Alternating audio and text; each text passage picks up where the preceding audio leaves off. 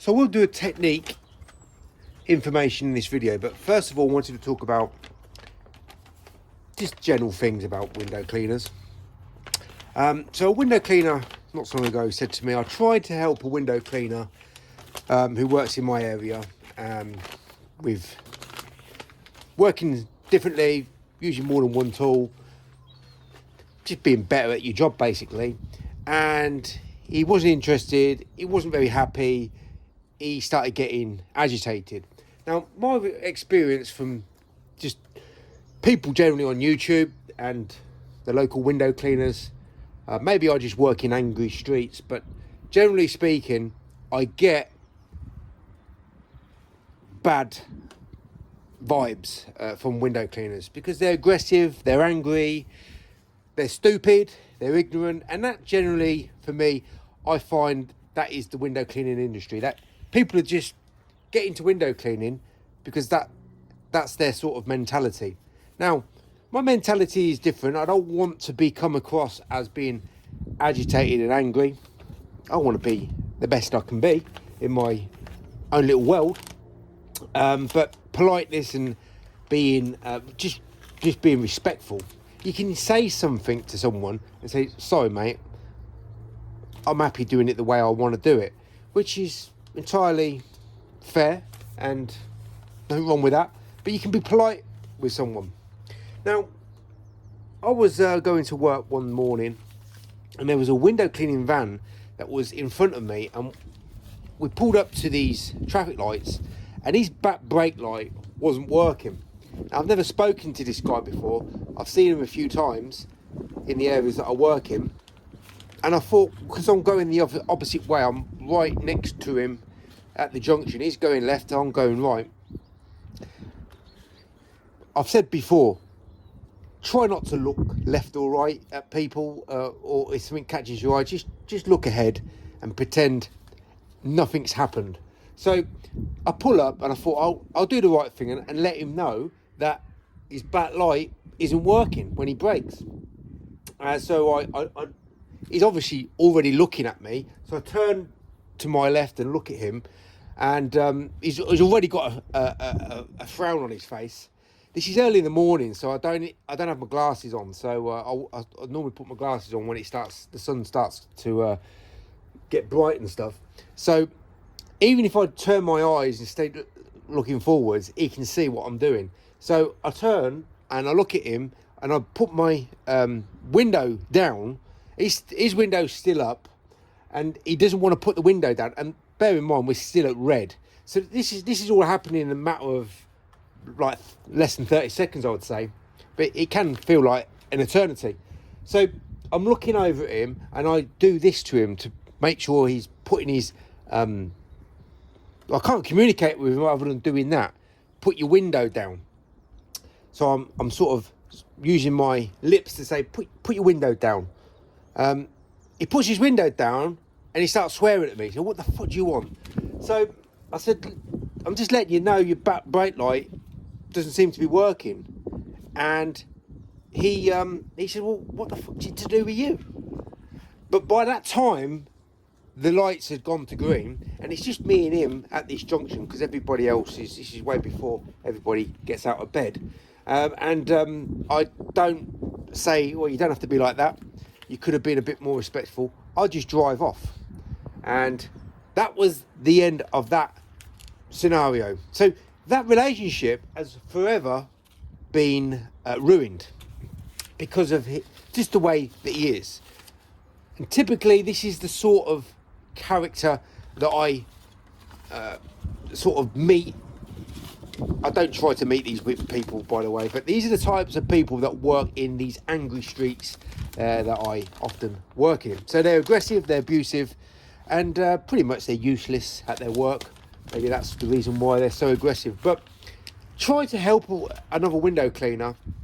For me, that's all finished with. So why am I making videos? Well, I'm making videos for people who just are interested in not being like everybody else in window cleaning. And that same mentality is all throughout YouTube as well, with their even with people commenting and stuff like that, or the people with their YouTube channels it's an ego thing, and it's, you know, it's disappointing, but, you know, we're in a low grade job.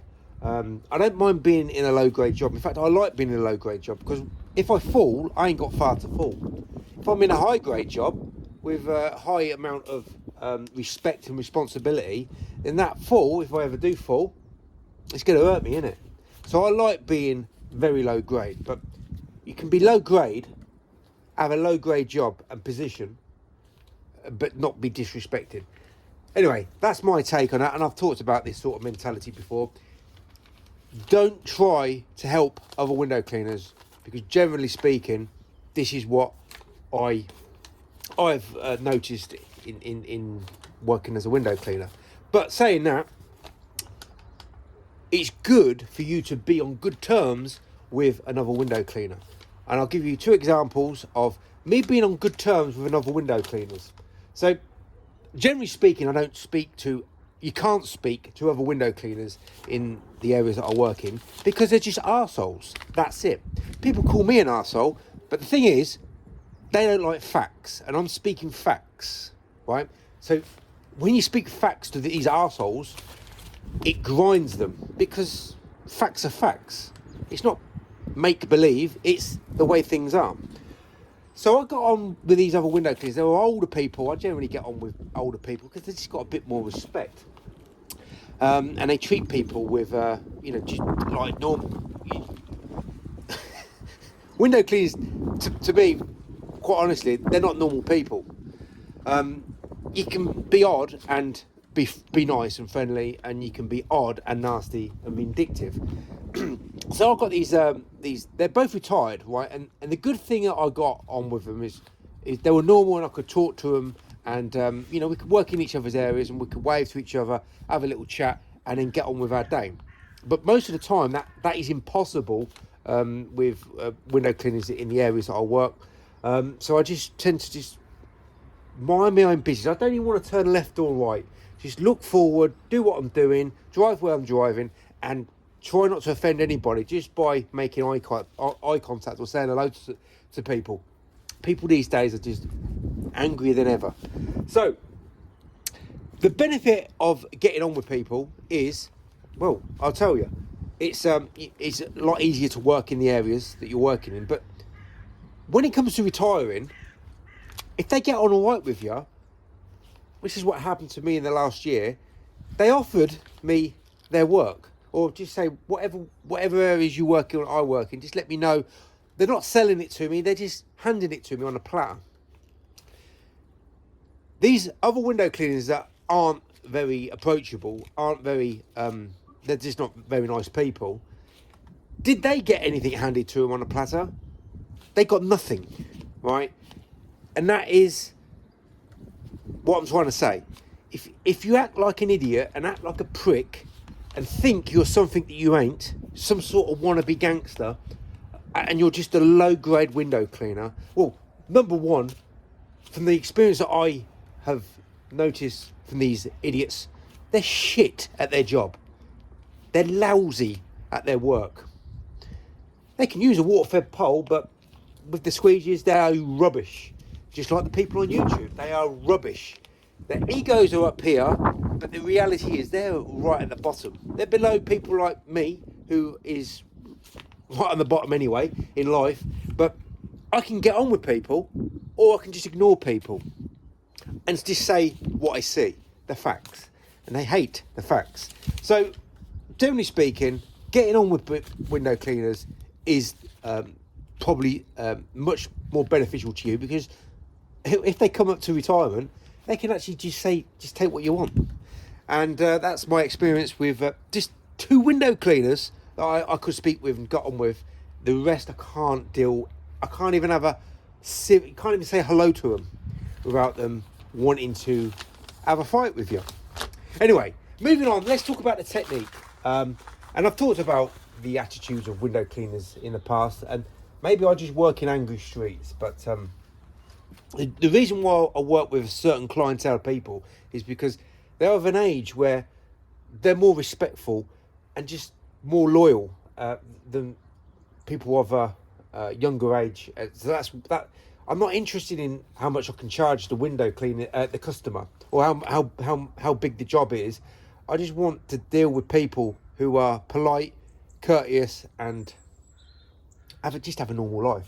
Right, so someone else mentioned to me this sort of technique.